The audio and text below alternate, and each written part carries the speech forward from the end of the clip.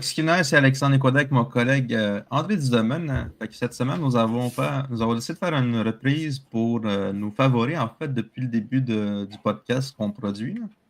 Fait que, André, si tu pourrais donner quelques mots pour l'épisode qu'on va présenter. Oui, merci Alexandre. Alors, salutations à tous sur la rue Adadegen. On va tous se souhaiter un joyeux temps des fêtes, hein.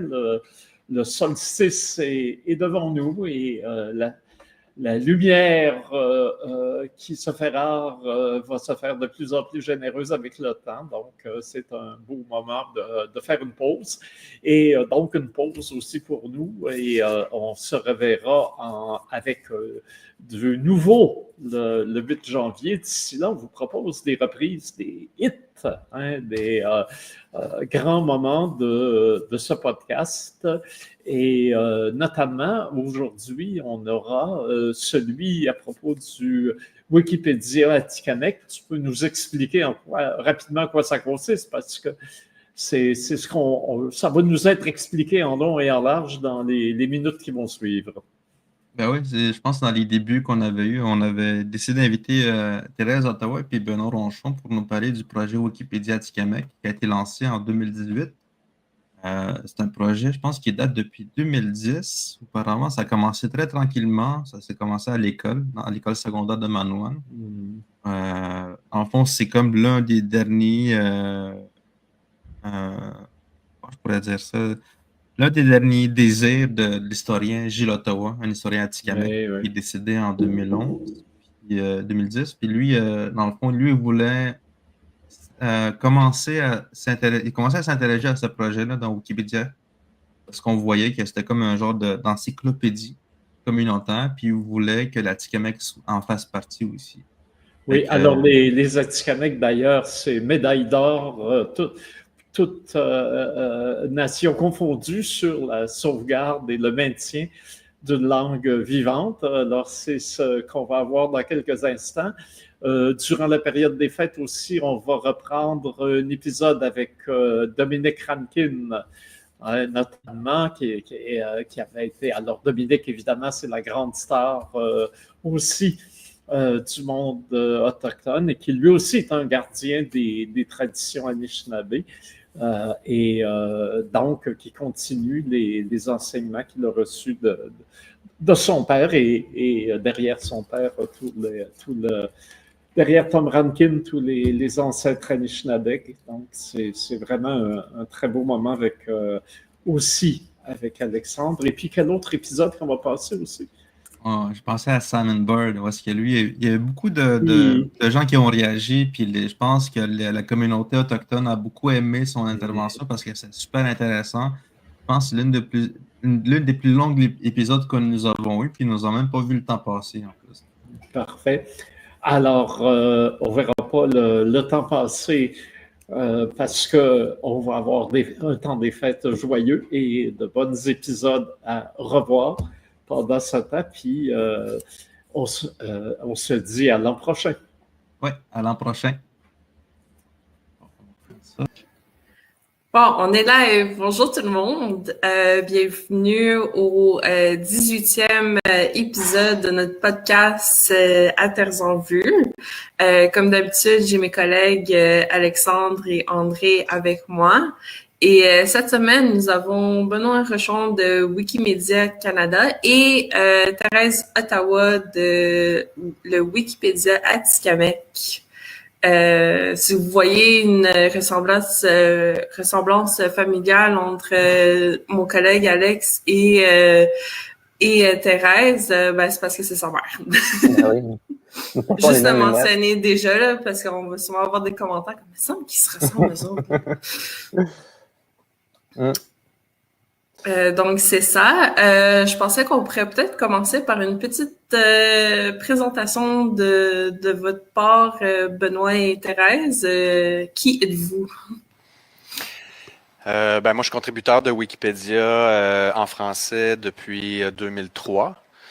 Bénévole depuis 2003, puis participant aussi au projet autochtone de Wikimedia Canada, participant de Wikimedia Canada, mais plus spécifiquement au projet autochtone du Canada. Et puis, instigateur, entre autres. Je suis venu un peu plus tard dans le projet, dans Wikipédia Atikamekw. On aura l'occasion d'en reparler. J'arrête tout de suite avant que Thérèse se présente. Thérèse, c'est comme son fils, c'est une vedette d'ailleurs, on n'a pas besoin beaucoup de se présenter. Mais j'aimerais peut-être qu'on rappelle, parce que les GAFA maintenant sont très critiqués et on voit tous ces géants du web qu'on trouve envahissants et souvent autoritaires et ne regardant que leur propre intérêt. Et il n'y a pas de W dans GAFA. Il faudrait peut-être préciser davantage la structure, l'organisation qui s'appelle le Wiki et comment des bénévoles s'y insèrent. Je sais que c'est très connu, mais je pense que c'est peut-être bon de le rappeler avant de pousser plus loin la conversation. Wikipédia, c'est un projet communautaire de multicontribution. Donc, il n'y a pas de chef, il n'y a pas de ligne éditoriale, il n'y a pas de publicité, il n'y a pas de rémunération. Tout le monde est bénévole.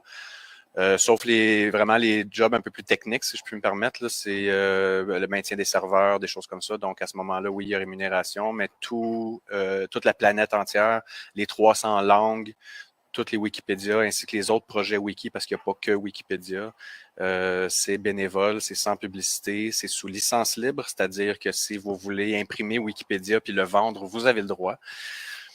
Donc, c'est une plateforme très importante là, pour l'histoire de l'humanité. C'est le plus grand, j'aime bien dire que c'est le plus grand ouvrage écrit de l'histoire de l'humanité.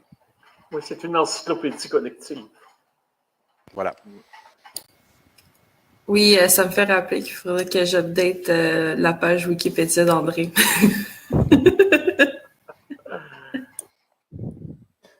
On peut passer à la présentation. Bon, je peux commencer? Mais j'entends rien. Ouais, Magic. OK. On a tous nos micros fermés pour enlever un peu l'écho des fois qui se passe pendant que les autres parlent. OK, moi je suis Thérèse Ottawa, je suis de Manawan, Atikamekw. Et je fais partie de Wikipédia depuis peut-être pas le début, mais en 2015, quand Wikimedia Canada sont venus à Manawan. Puis ça m'intéressait beaucoup à participer dans ce projet. Puis j'avais demandé à une personne qui était venue de m'envoyer des courriels aussi si jamais il y avait des développements ou bien des idées. Et ça a parti comme ça. Puis depuis 2017 que la Wikipédia Atikamekw avait été sortie de l'incubateur, on a fait partie aussi Wiki Shwagmingan, comme un genre de café wiki.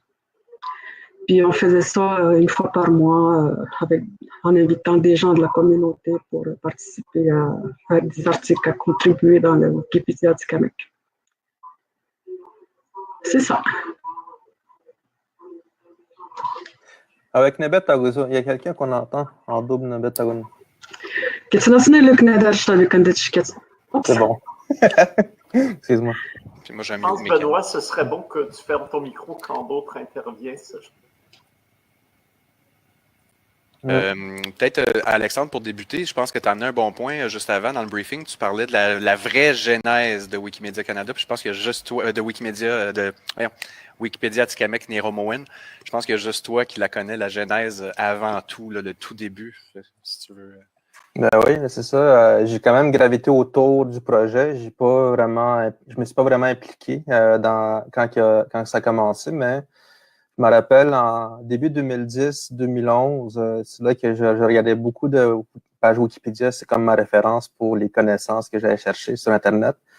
Puis j'avais vu qu'il y avait d'autres langues, dans plusieurs autres langues, qu'on pouvait chercher des informations. Puis dans ce temps-là, il y avait mon grand-oncle Gilles Ottawa, qui était comme le gardien de l'histoire Atikamekw chez nous. Puis, je savais qu'il avait amassé beaucoup de connaissances, beaucoup de données au courant de sa vie. Puis, j'avais demandé si c'était intéressant pour lui qu'il s'en lance là-dedans. Puis, il a juste fait comme ça, pas fait de commentaires. Puis, ça a commencé comme ça. Puis, finalement, il en aurait parlé à Luc Patin, qui est mon beau-père, le conjoint de ma mère, qui est aussi enseignant en informatique à l'école secondaire au débit de Manoine. Puis quand Gilles Ottawa a décidé, mais c'est ça, Luc qui tenait à faire un hommage à Gilles en faisant des petits projets en rédigeant des articles en Atikamekw. Fait que c'est comme ça que j'ai entendu parler que le projet a commencé. Puis je pense que ma mère pourrait raconter un peu plus en détail comment ça a commencé de leur côté. Ça a commencé avec, il y avait une Allemande qui était venue faire comment est-ce qu'on dit ça, sa maîtrise en langue autochtone, puis elle avait choisi l'Atikamekw. Fait qu'elle elle a été à l'école secondaire, puis elle a été dans la classe d'informatique, puis elle a commencé à proposer aux jeunes d'aller écrire des articles en Atikamekw dans le portail écrit, parce qu'on n'avait pas encore d'Atikamekw, là. Puis c'est après ça qu'il y a quelqu'un qui en a entendu parler, Nathalie Casse-Major de l'Université du Québec, en Ottawa.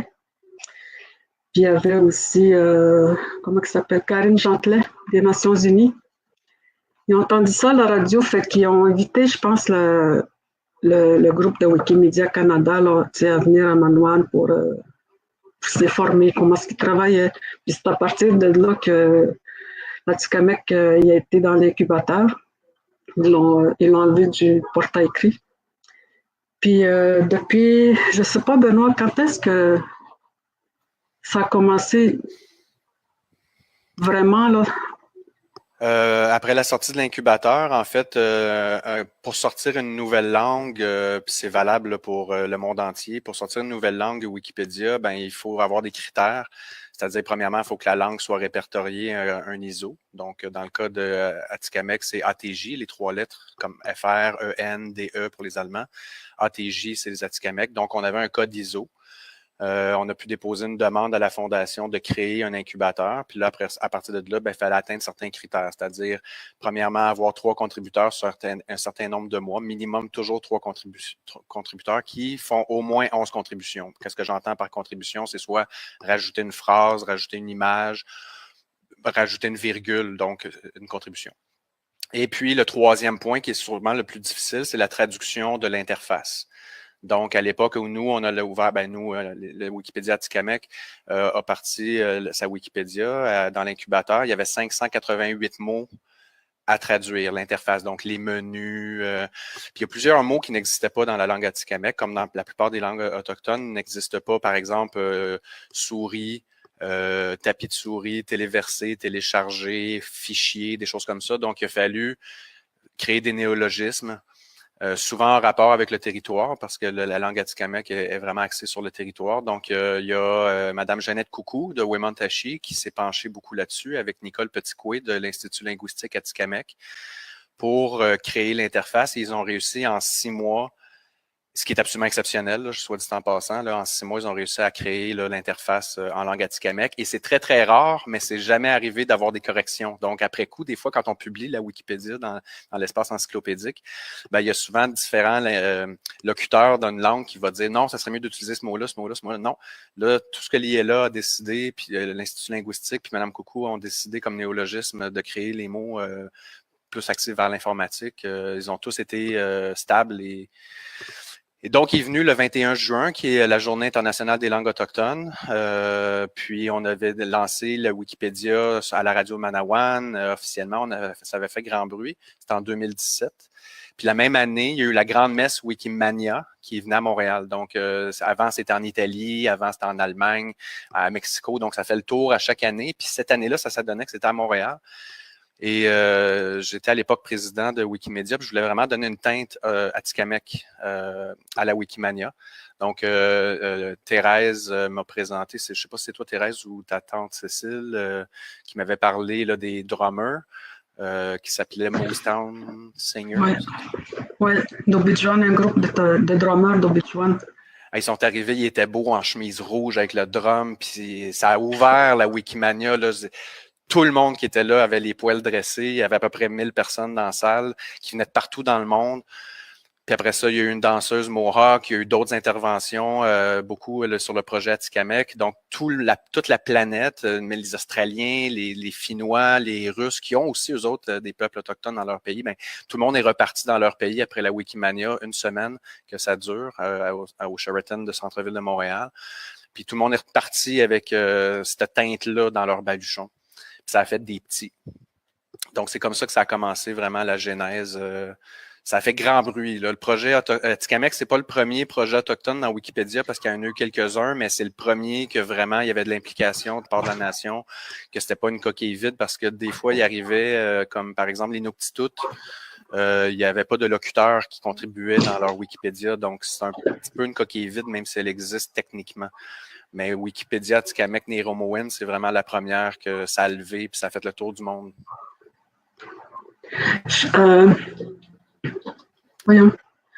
Je voulais parler du Wikimania. Il y avait beaucoup de personnes qui voulaient venir parce que la fin de semaine d'après, c'était le Powwow Manoan. Puis il y avait beaucoup de personnes qui voulaient venir au Powwow Manoan juste à cause parce qu'on était là, puis on le connaissait, puis on avait avisé aussi les gens qui avaient un Powwow que tout le monde était bienvenu. Ça a été l'occasion aussi à Wikimania, il y avait le président du groupe d'utilisateurs, parce que dans Wikimedia, on va essayer de démystifier un peu c'est quoi Wikimedia. C'est une association sans but lucratif qui est située aux États-Unis, puis il y a des chapitres comme Wikimedia Canada.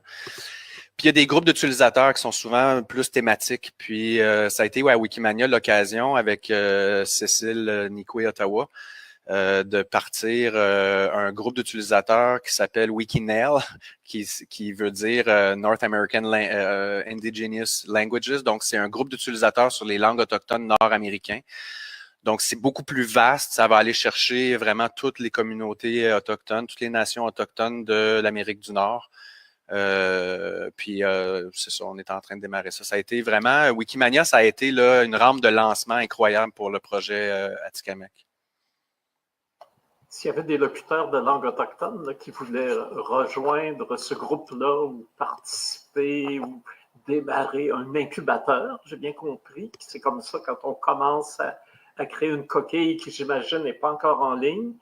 Puis peu à peu, quand elle est assez riche, quand elle est mûre, on la sort de sa coquille et là, elle est accessible sur Internet. J'ai bien compris. Merci. C'est exact. Oui. C'est exact. Actuellement, dans l'incubateur, il y a la langue Innu qui est présentement en préparation. Puis hier, on a eu une réunion. Thérèse, je vais te laisser parler parce que c'était toi l'instigatrice. On a fait une réunion, une rencontre avec les Anishinaabe de Picogan. Ils voulaient savoir comment faire partir Wikipédia parce qu'ils ont aussi un projet pour faire partir leur propre Wikipédia. Fait qu'on s'est fait une rencontre. Puis ça a été très, très bien accueilli. Puis ils ont beaucoup aimé ça. Puis je pense qu'ils vont aller de l'avant là. Donc ça fait déjà un petit. Là, dans le fond, je pense que ça a commencé surtout avec les étudiants du secondaire. Il y avait contribué combien, en fait, dans les débuts? Combien d'articles qui avaient été faits jusqu'à ce jour quand ça a commencé, quand il y a eu l'incubateur? Dans mon souvenir, il y avait à peu près 300 articles quand ça a sorti de l'incubateur, puis on a sabré le champagne à 1000, puis là, on est au-delà de 1000. On est rendu à 1530 aujourd'hui.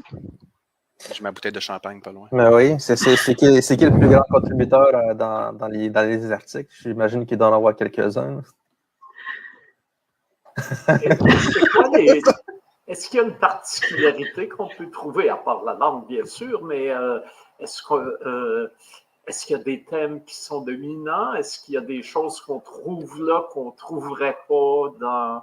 Ou si on trouve des choses très générales, comment faire fonctionner la tondeuse à gazon?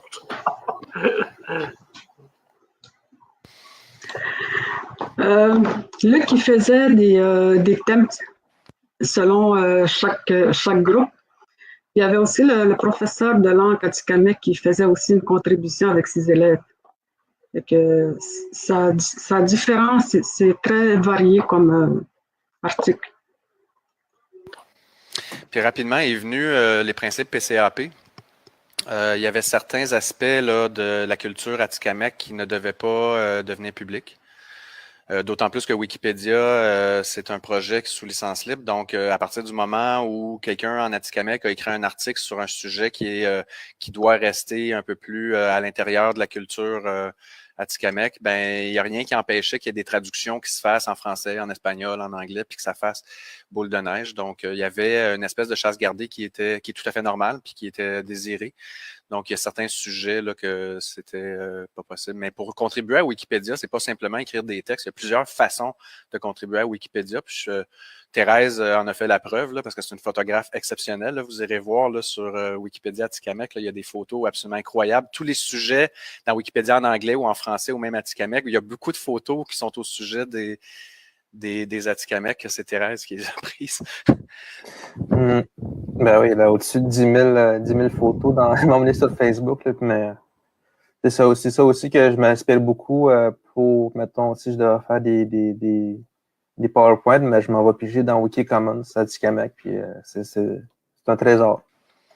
C'est un trésor, ils sont sous licence libre parce que Thérèse, lorsqu'elle dépose la photo dans les projets Wikimedia, la photo, elle tombe sous licence libre. Elle ne perd pas on dit paternité, mais on va dire maternité parce qu'on est en 2021. Donc, elle ne perd pas la maternité de sa photo, mais parce que la personne qui va réutiliser, en l'occurrence le fils de Thérèse, va réutiliser la photo, doit créditer Thérèse Ottawa comme photographe, mais il a le droit de réutiliser la photo légalement dans des documents, même dans un but commercial. Donc, ça, c'est un des aspects très importants. On organisait une chose qui m'avait frappé. La première fois, j'étais à Manawan, puis j'avais fait une présentation de Wikimedia, puis Wikipédia, puis tout ça. Il y a quelqu'un qui a levé la main puis qui a dit, écoutez, nous autres, sur Facebook, dans Internet en général, la qualité des photos n'est pas exceptionnelle, n'est pas très belle, dans le sens que c'est souvent des photos qui sont pas très positives pour la nation, qu'elles ne reflètent pas la modernité de la nation non plus, parce que c'est soit des photos de la baie du Thon, des comptoirs de la baie du Thon au Bejiwan, puis c'est des vieilles photos qui dataient du début du 20e siècle, ou encore des photos de chiens errants ou des photos de vidange, des choses comme ça. Fait que c'était pas tellement positif, puis ça inquiétait beaucoup le chef de Manawan, si je me souviens bien que c'était lui à l'époque, Paul-Émile, je pense qu'il était le chef. Jean Roch? Jean Roch, oui. C'était Jean Roch. Puis c'est là qu'il nous est venu l'idée à Thérèse, notamment, là, de créer des concours de photographie. Donc, on a appelé ça le Nitaskinan en photo. Donc, à chaque année, on organise des concours photo, mais ça, je vais laisser Thérèse plus en parler. Oui, à chaque année, on organisait des concours, mais c'était pas un concours, mais c'était plutôt on donnait des prix de participation. Puis qu'on demandait aux gens de prendre des photos, bien d'aller dans leur album de famille pour venir numériser leurs photos, les photos du territoire, de tout, là. Puis là, un des plus grands trésors qu'on a reçus, c'est les photos des Pierre Yvon et Pierre Dinel. Les autres, ils ont fait des films sur les 6 saisons Atikamekw dans les années 70, fin des années 70. Fait que, ils nous ont fait don de leurs photos. Fait que ça, là, c'est vraiment extraordinaire comme photo. Fait qu'à Wikimedia Canada, on a acheté un numériseur qui permet de numériser les négatifs, les diapositives, parce qu'évidemment, les deux Pierre, quand ils ont fait leur film, c'était dans les années 70, donc c'était beaucoup les négatifs puis les diapositives qui primaient. Puis Thérèse a amené le numériseur chez elle, puis elle plaçait les négatifs dans les rails. Puis pendant 3 ans, elle a numérisé l'ensemble des photos. Il y a 909 photos, mais pas loin de 1000 photos que les deux Pierre ont donné généreusement à la communauté Atikamekw, puis qu'on a mis dans Wikimedia Commons. C'est sérieusement un beau trésor. C'est des photos qui sont pures, dans le sens où ça n'a pas été sélectionné par des archivistes, que c'est leur job de trouver un message dans la photo. Non, c'est simple, c'est beau. Puis il y a les roches de film aussi, je pense, qui s'en viennent, là, si je ne me trompe pas. Là, comment on dit ça en français, des roches de film? Les chutes. Des chutes avant montage. Les extraits. Les extraits. Puis je pense qu'il était là pendant 5 ans. C'est les 6 saisons Atikamekw, donc il couvre les 6 saisons Atikamekw. C'est un trésor extraordinaire. Puis je ne les remercierai jamais assez pour ça. Oui, ben on peut effectivement profiter pour saluer Pierre Dinel, qui était un réalisateur de films, notamment Les 6 saisons Atikamekw, qui est un film admirable, qu'on pourrait représenter à un moment donné à présence autochtone. Ce serait intéressant. Et il a été par la suite à l'emploi de Radio-Canada pour CBC North et il a formé les réalisateurs CRI et les cadres CRI qui continuent à animer la télévision nordique en langue CRI à Radio-Canada, ici à Montréal. Donc, c'est quelqu'un qui a été important. Je l'avais revu, c'était quand même un bon moment, ça doit faire une vingtaine d'années, mais je l'avais revu, il était devenu un des cadres des services des parcs à la ville de Montréal.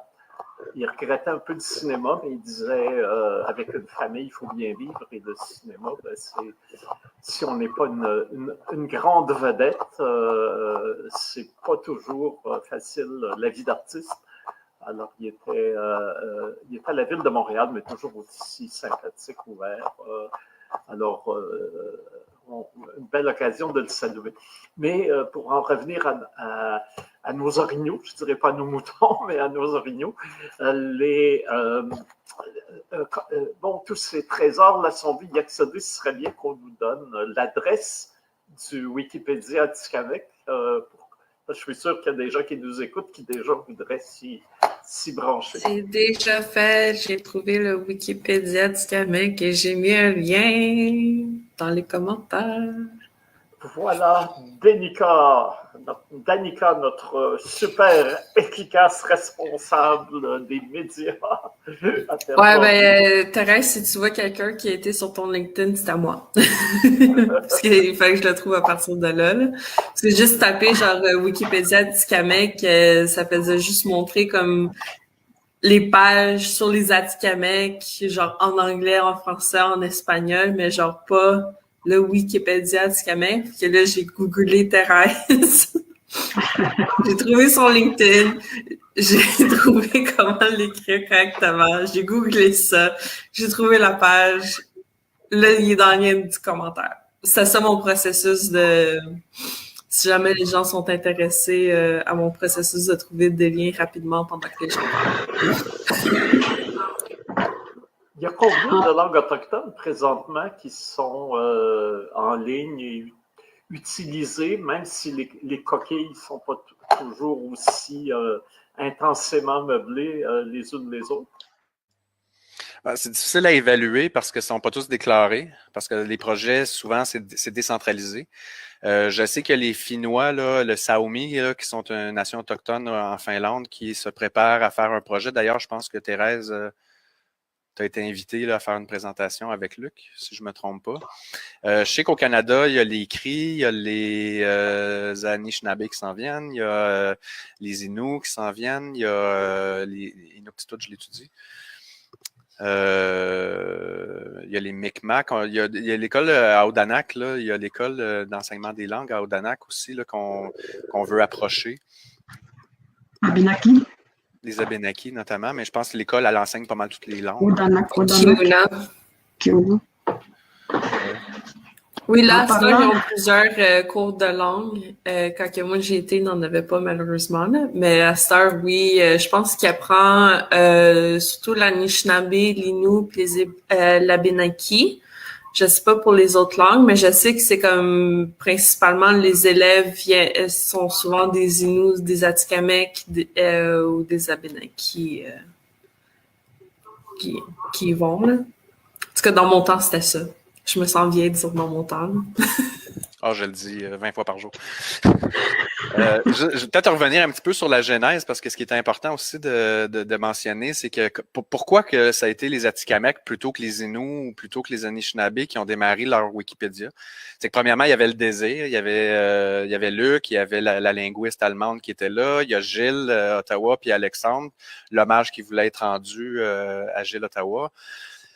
Puis, qu'est-ce qui a été la rampe de lancement, finalement, c'est quand Wikimedia Canada a vu l'article de Radio-Canada. Puis, moi, c'est resté dans un coin de ma tête. Puis, Nathalie Casemajor, qui était à l'époque à l'Université en Outaouais, l'Université du Québec en Outaouais, il y avait un de ses patrons ou qui était dans la chaire de recherche sur les Autochtones. J'oublie son nom, malheureusement. Je Je m'en excuse, j'aurais dû mieux me préparer pour trouver son nom.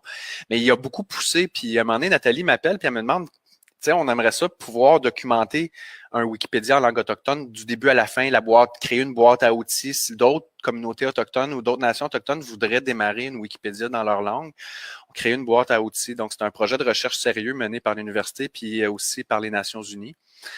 Et puis, j'avais vu l'article de Luc qui était interviewé par Radio-Canada, puis j'ai dit, ben, les Atikamekw, ça m'apparaît d'être, tu sais, c'est la nation autochtone qui parle encore à 98% leur langue.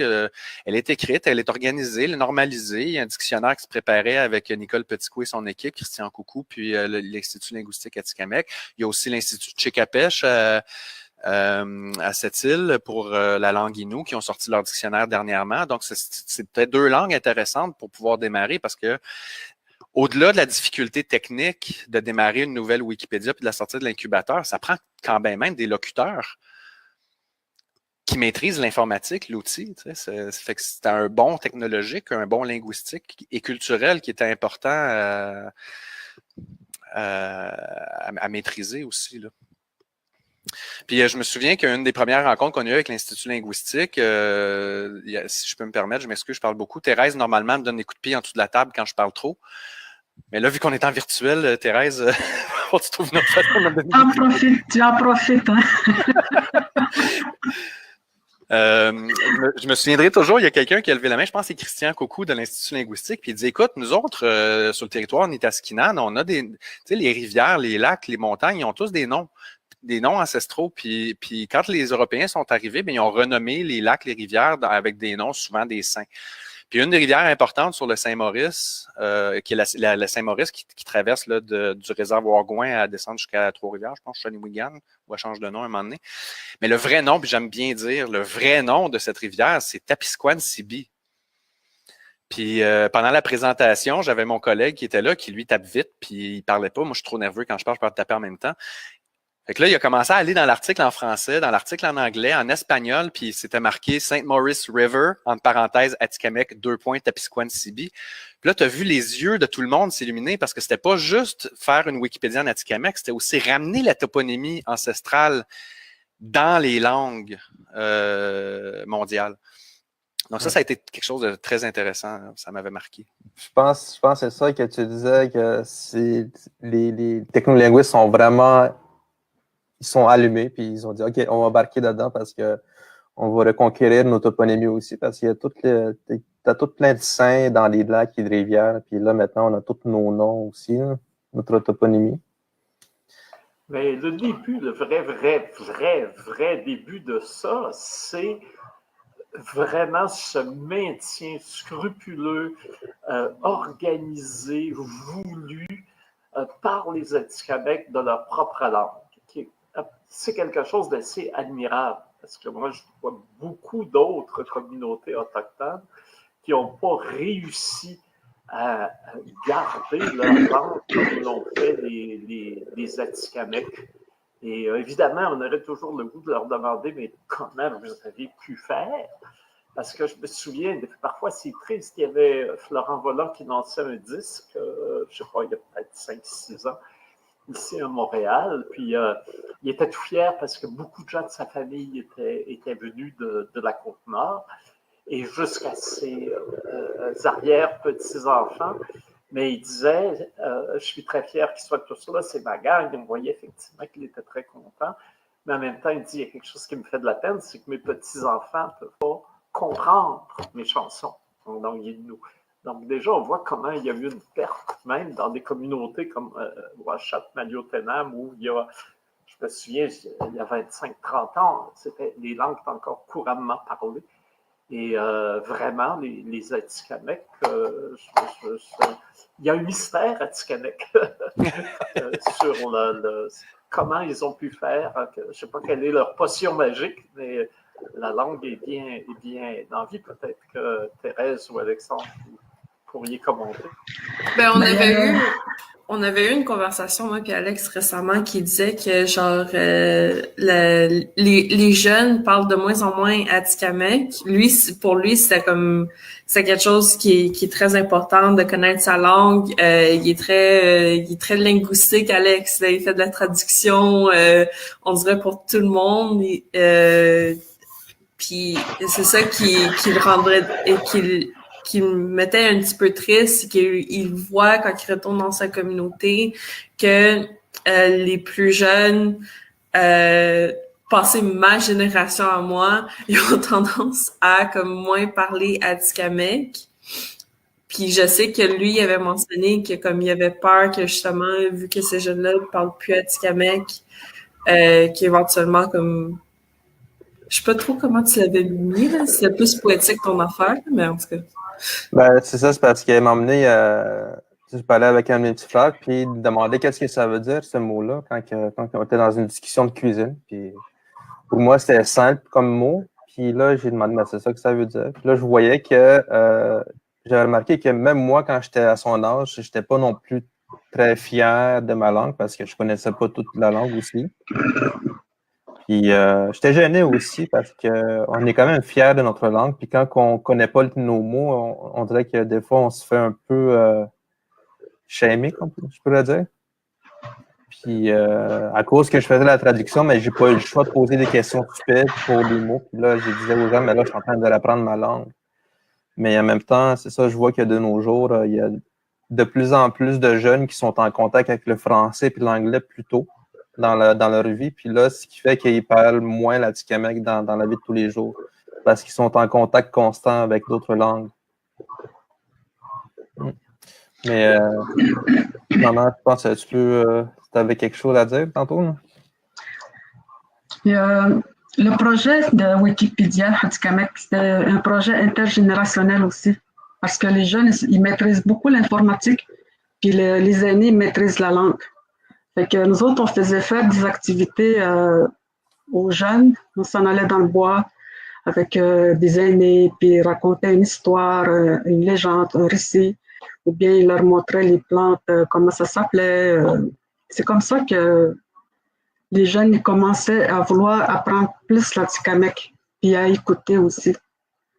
Parce que c'est vrai qu'aujourd'hui, les jeunes, ils parlent plus l'anglais, français, ils ont plus de facilité aussi parce que c'est vraiment des éponges.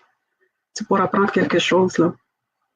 Même mes petits-neveux, mes petites nièces, là, ils parlent anglais, fait que moi, j'ai jamais parlé l'anglais. Un point important sur ce que Thérèse vient de dire, c'est le mot intergénérationnel. C'était inattendu, ça, comme aspect quand on a lancé Wikipédia Atikamekw Niramowen, c'est que les jeunes maîtrisent bien l'informatique, les GAFA, comme dit si bien André, les GAFA W, comme dit si bien André, mais ils maîtrisent moins la langue écrite, ils la parlent, ils la créolisent aussi, un peu beaucoup avec le français puis l'anglais.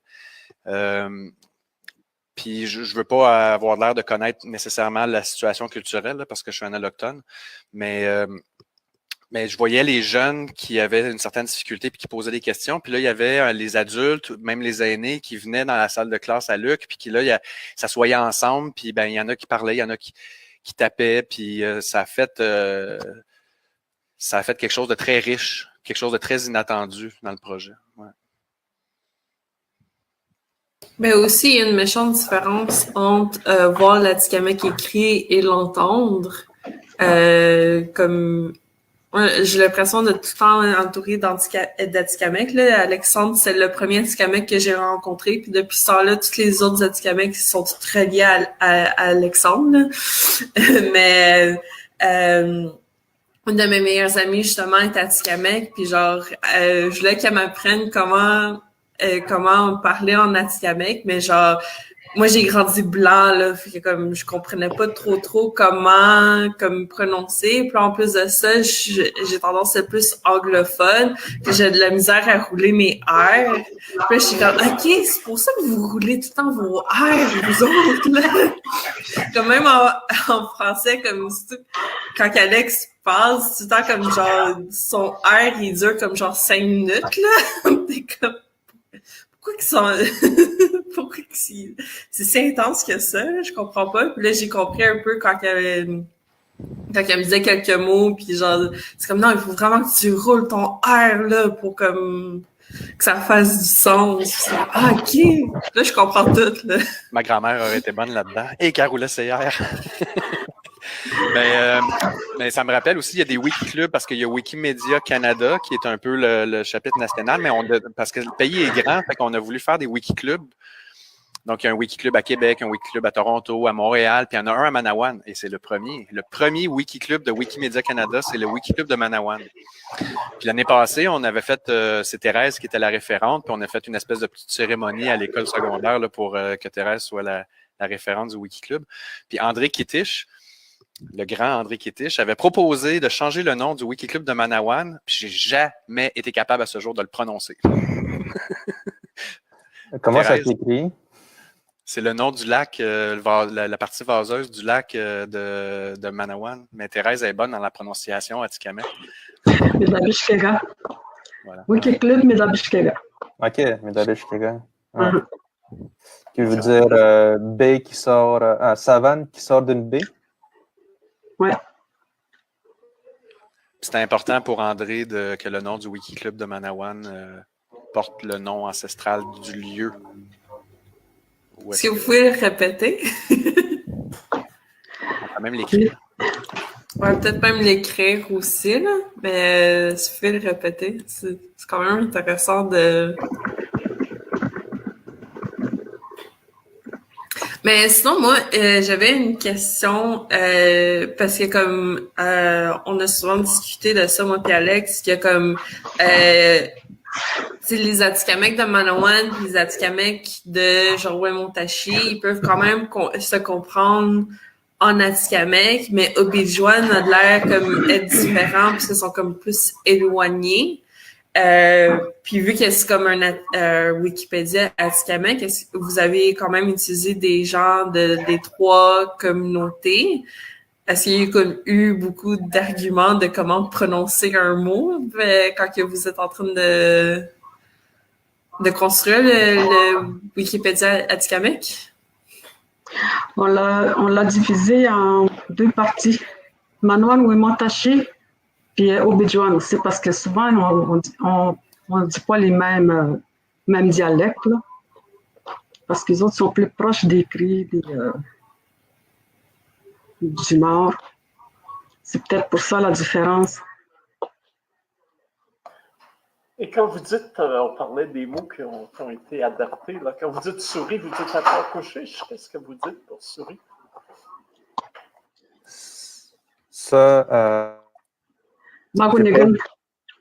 Magunigan? Ouais. La souris, on l'appelle Magunigan. C'est pas la même chose qu'une souris. Souris, là.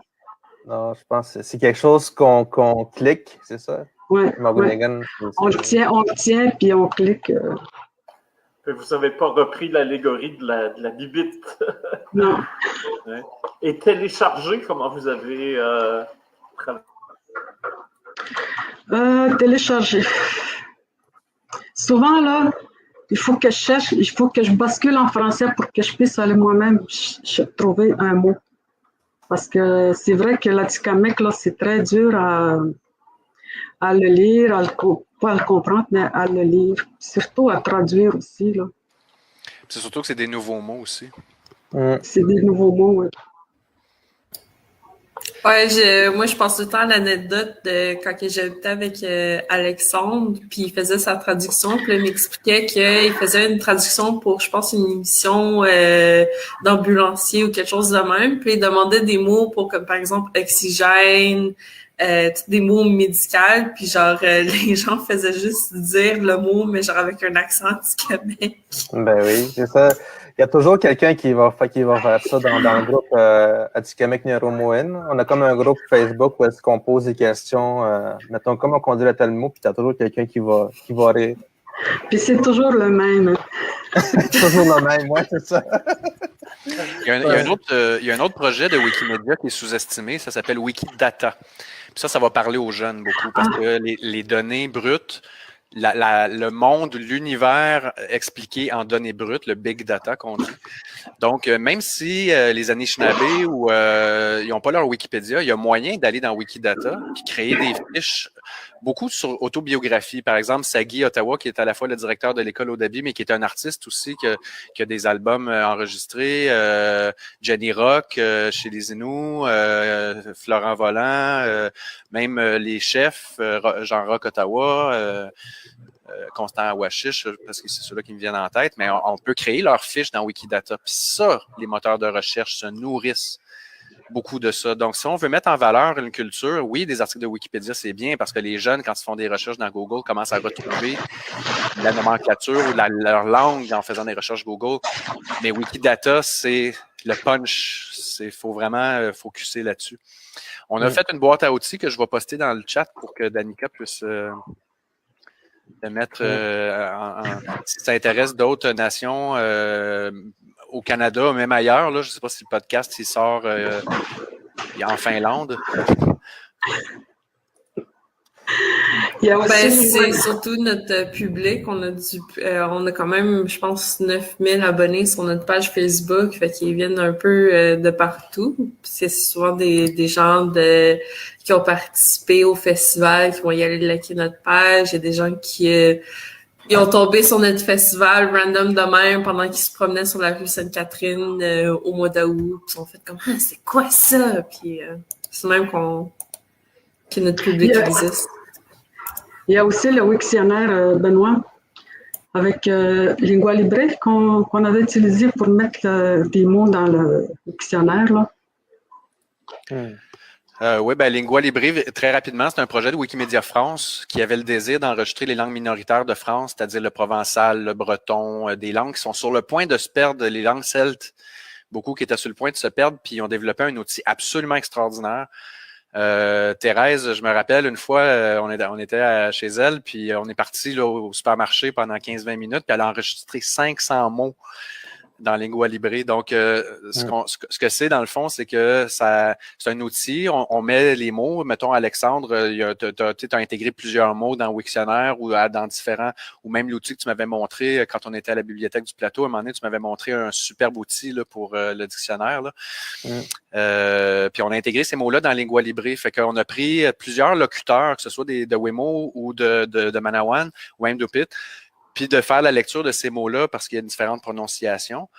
Puis ça s'enregistre, là, ça a une cadence là, de peut-être une quinzaine, une cinquantaine de mots. Puis ça, les Inuits, quand on a été à Côte-Nord présenter le projet Wikipédia Atikamekw-Nehrumowen, c'est Lingua Libre qui ont accroché Wikipédia. Ils ont plus ou moins accroché, mais ils ont accroché sur Lingua Libre parce qu'ils payaient des gens pour descendre à Québec, pour louer des studios, pour enregistrer des langues, des contes, des choses comme ça, alors qu'avec un petit laptop, un micro, chose que nous, on fournit à Wikimedia Canada, si ça intéresse là, de participer à Lingua Libre, on peut fournir du matériel informatique pour pouvoir utiliser Lingua Libre. Ça, c'est un autre projet qui allume beaucoup les jeunes, puis même les personnes qui ont des contes à raconter.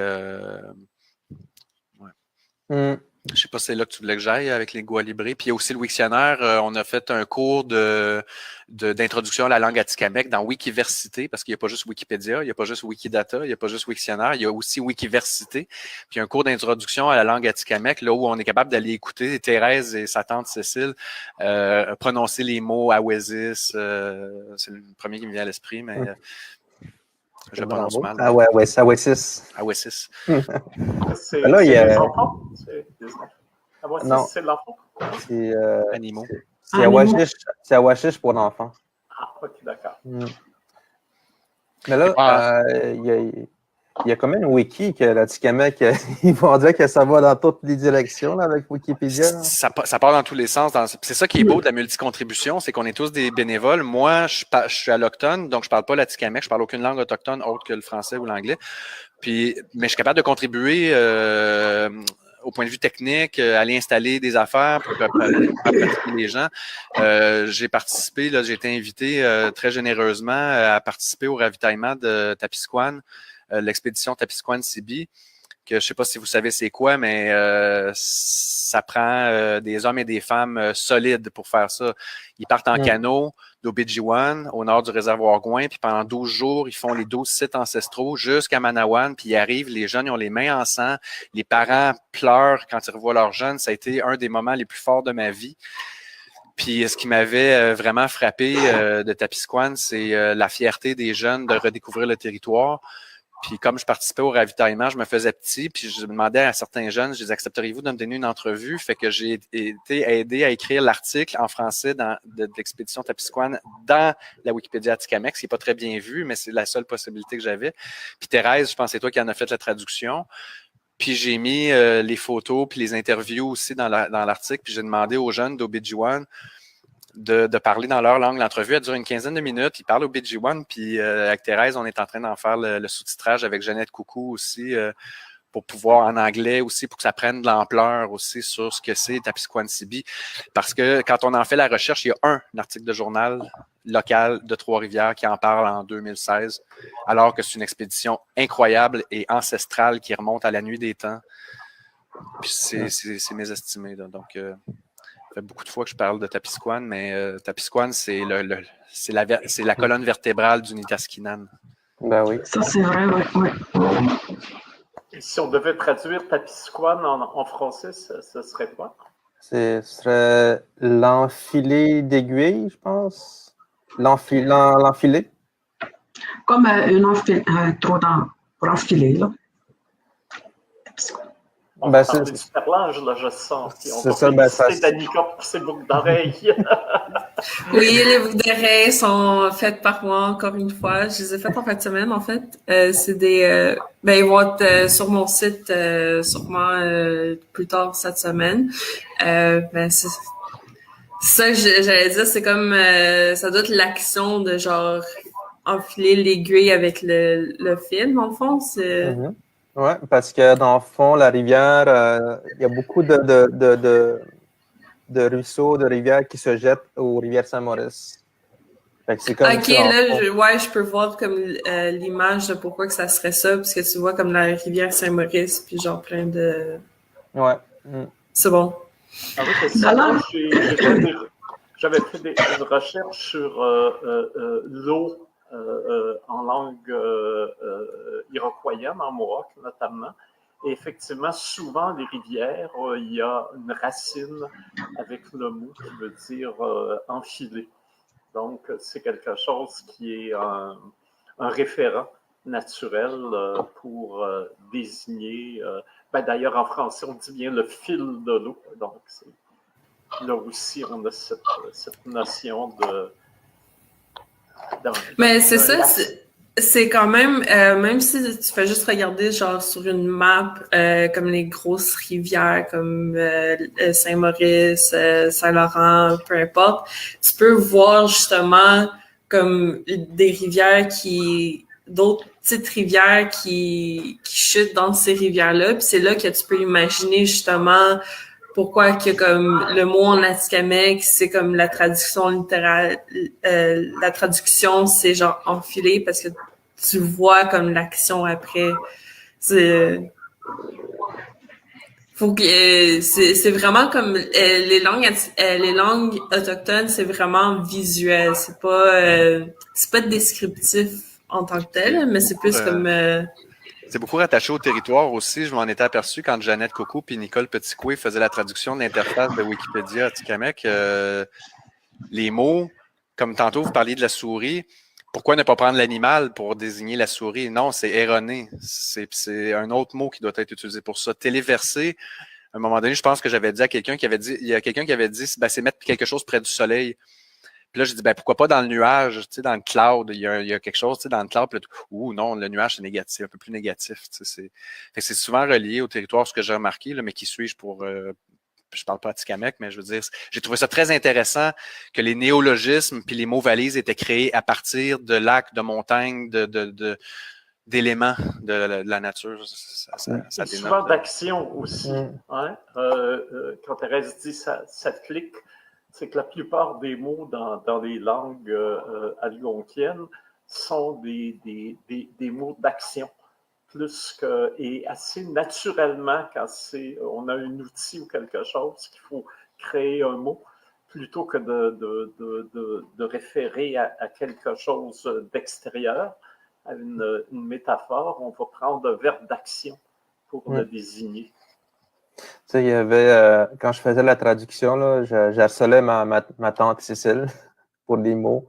Parce que moi, je croyais auparavant que tu as un mot atikamekw pour chaque mot français. Puis là, Cécile me disait, ça marche pas de même. Là. Tu peux pas, il n'y a pas un mot pour chaque mot français. Il n'y a pas un mot atikamekw pour chaque mot français. Ce qu'il faut que tu gardes dans la tête, c'est que quand que tu vas dire le mot, il faut que l'aîné qui va t'entendre le mot, il voit l'image dans sa tête. Puis quand on parle de souris, mais c'est ça, je vois déjà l'image. Quand Morganigadek, c'est quelque chose qu'on clique dessus. Puis ce que j'ai réalisé aussi, c'est comme tu disais, c'est beaucoup lié au territoire. On dirait que parce que c'est ça, notre langage a été adapté au territoire, en fait. C'est comme ça qu'on vit. On vit dans la nature, dans la forêt, puis sur le territoire. C'est pour ça que les aînés, des fois, ils disaient qu'on est en train de perdre la langue parce que les jeunes sont moins sur le territoire, donc les mots sont moins utilisés.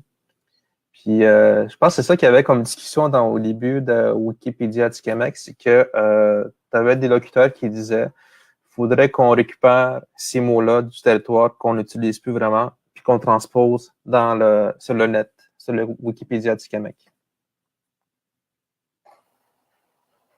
Alors, avant que Alexandre, justement, nous donne son mot du jour. Ça a été donné. Ouais, Ben, c'est ça, je pense qu'à ce point-ci, on a donné plusieurs mots du jour. Donc, on pourrait conclure notre épisode de cette semaine. Oh, attention, on a quand même la grande spécialiste de la langue qui est avec nous aujourd'hui, Thérèse Ottawa, et c'est elle qui doit conclure. Alors, on pourrait lui laisser les derniers mots. Attends. Moi, c'est l'alphabet atikamekw. Je ne sais pas s'il y en a certains d'entre vous qui connaissent combien est-ce qu'il y en a. Est-ce que j'ai le droit de répondre? Alex qui lève sa main. Ouais, Alex. Ouais, Alex. Ben c'est ça, je pense qu'il y a toujours une chanson. On l'a appris en chantant quand on était jeune.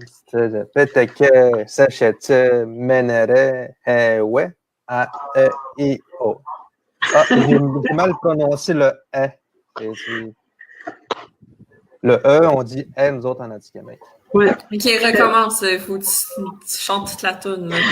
Fais-le en français. PTQ, PTK, CES, c'est c'est un alphabet en fait qui s'écrit en TC sur le son. PTK, CHC, MNR, HW, AEIO. Ouais. Bon, c'est un bon défi. 100 sur 100. Alors, c'est un autre ordre alphabétique que celle qu'on connaît. Les voyelles, ils ont l'air d'être à la fin. Oui. Il y a juste 4 voyelles. C'est ça, mais on discutait de ça. Pourquoi il y a juste 15 lettres, puis comment ça se fait que, dans le fond, on a... Ah, mais ça, tu m'avais donné le livre Les fondements de la langue atikamekw qui expliquait un peu pourquoi ils n'ont pas fait plus de lettres que ça, parce que nous autres, on est capable de reconnaître nos mots. Ouais. Il y a des mots qui se ressemblent beaucoup, mais on prononce différemment. C'est ce qui fait aussi que les mots sont très longs. Hein, parce que comme il y a peu de sons, si on veut avoir beaucoup de mots, il faut les rallonger. Et ça fait, c'est une richesse des langues autochtones d'Amérique.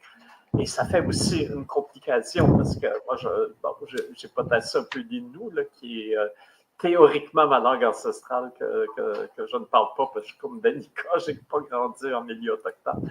Mais quand on regarde dans le dictionnaire Innu français, on vient vite perdu parce qu'on est habitué de regarder les 3-4 premières lettres en fouillant dans le dictionnaire, mais dans un dictionnaire avec une langue algonquienne, on est obligé de regarder les 7, 8, 9 premières lettres si on veut se retrouver, parce que les mots sont toujours très longs. C'est très drôle parce que dans Wikipédia Atikamekw, il y a des boutons, tu sais, OK, aller. Puis des fois, les boutons sont longs comme ça parce que la traduction a fait tout le bouton. Là. C'est comme les Allemands, là. C'est très, très long. C'est très drôle.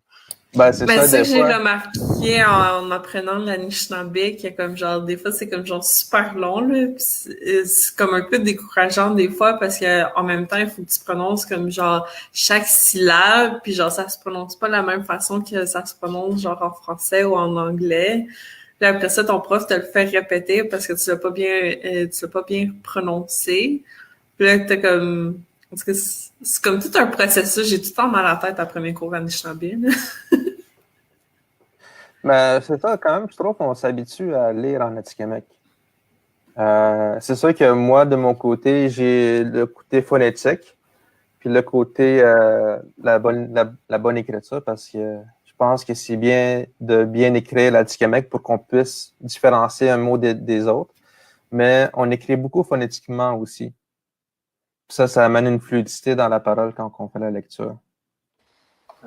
Mais aussi, c'est une théorie que j'ai. Tu sais, ils disent toujours que les Autochtones, on passe notre temps à rigoler, qu'on s'amuse beaucoup.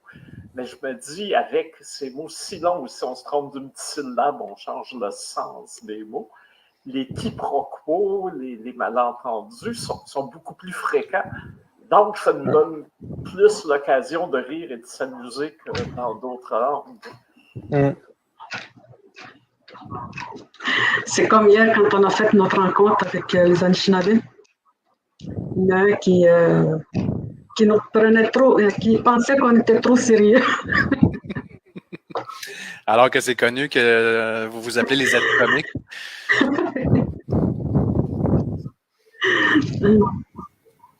Mais c'est parce qu'on a toute une face genre stoïque. Là. Je peux comprendre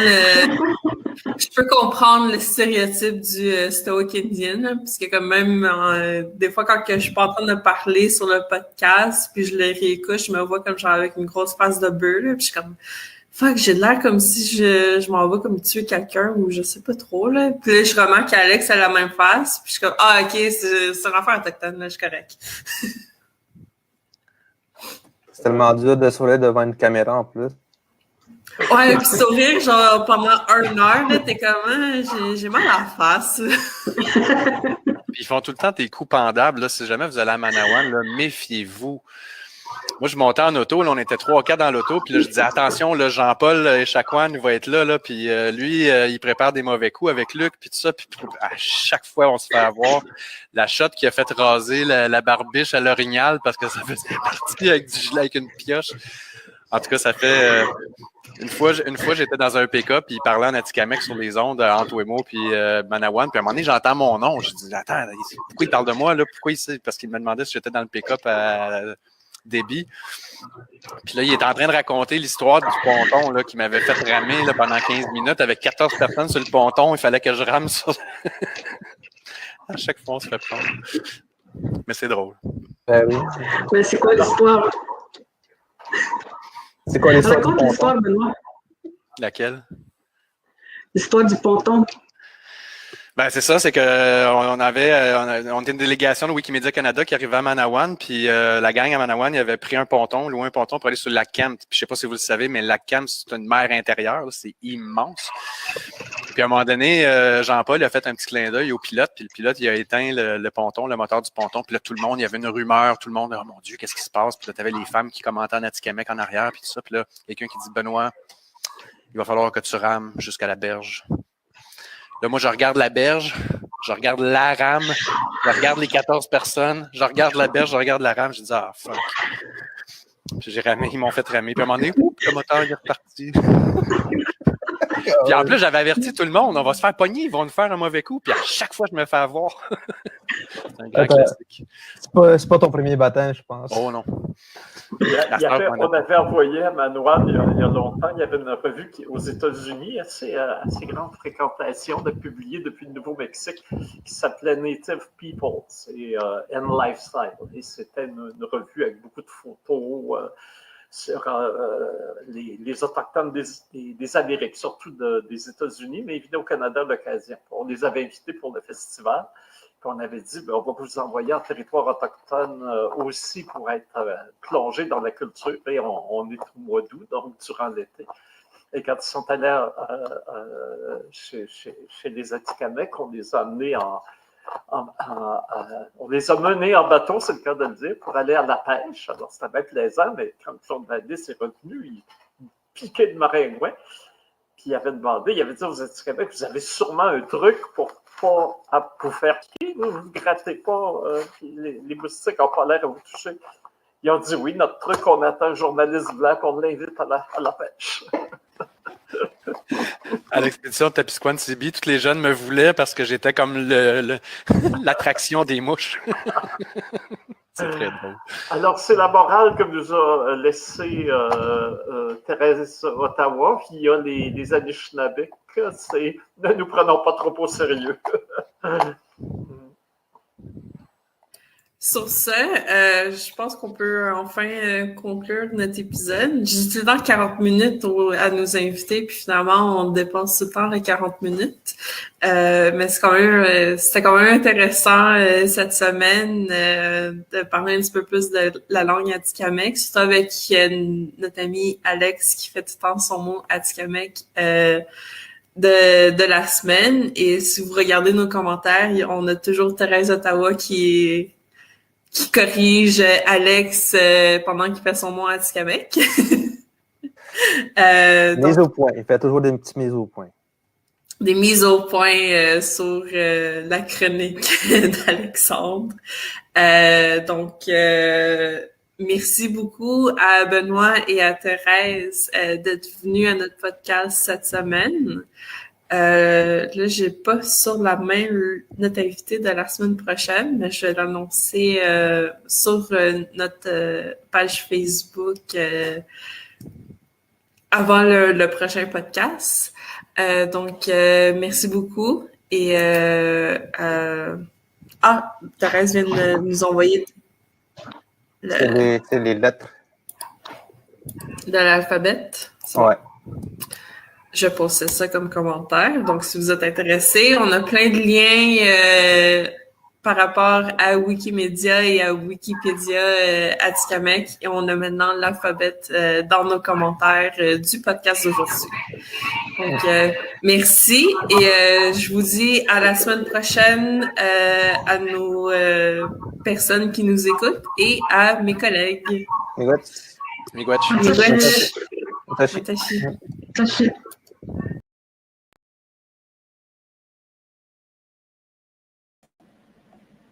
Voilà. On t'entend pas, Alexandre. Ah oui, là, il y a eu du chemin depuis la création de Wikipédia Atikamekw. Je pense qu'au moment de l'épisode, il disait qu'il y avait 1500 articles qui avaient été écrits. En 2024, j'ai vu qu'il y a maintenant 2050 pages de contenu pour un total de 3226 pages, si on inclut les pages de redirection puis les pages de discussion. Fait qu'il y a eu du chemin pareil quand même en 4 ans, en 3 ans. Impressionnant. Puis on espère que ça va inciter d'autres nations à se lancer dans des aventures Internet aussi intéressantes pour garder la langue vivante parmi la population. En tout cas, c'est chapeau bas aux Atikamekw et aux promoteurs du Wikipédia Atikamekw. Et puis, oui, c'est vrai, Alexandre, merci. Tu me l'as souligné que les 6 saisons Atikamekw, on aura une reprise. Ça va peut-être être rendu les 12 ou les 18 saisons. Alors donc, c'est la Cinémathèque québécoise. On a remasterisé le classique documentaire Les 6 saisons Atikamekw qu'on avait présenté en film il y a quelques mois. pense en 2019, je pense. En 2010. 2021, ouais. 2021. Après la pandémie, ouais. Voilà, il y a quelques mois, en effet. Et et à ce moment-là, on avait demandé effectivement à la Cinémathèque un document aussi précieux, s'ils pouvaient le mettre dans leur programme de numérisation de films anciens, plus anciens, dont ils ont la garde. Et puis, généreusement, la Cinémathèque a dit oui, bien sûr, on va le faire. On va chercher à rendre des copies disponibles aux communautés concernées, directement concernées, les Atikamekw, parce que là, il y a un portrait absolument extraordinaire de la vie traditionnelle qui a été captée justement au moment où elle commençait à s'éroder sous la poussée des coupes de bois puis de l'appropriation du territoire par les forces extérieures. Alors, donc, on aura des projections à la Cinémathèque. Alors, merci à Guillaume Lafleur et à Marcel Jean, respectivement programmateurs et conservateurs à la Cinémathèque québécoise, avec qui on va pouvoir organiser une ou des projections, on verra, durant le mois de juin, mois de l'histoire autochtone. Alors, probablement un peu avant le 21 juin, on pourra donc voir encore une fois, mais dans une belle version restaurée, les épisodes des 6 saisons Atikamekw. Ouais. Fait que, dans le fond, je pense que ça conclut l'épisode pour cette semaine. Fait que les 2 prochaines semaines, pendant qu'on sera en vacances, on va mettre des reprises de nos épisodes qu'on a eus au fil des ans. Je pense qu'on peut se le permettre. On a quand même 180 épisodes et plus. Oui.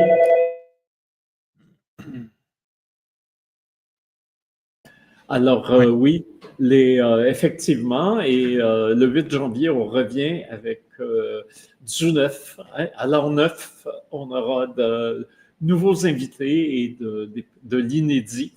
Donc,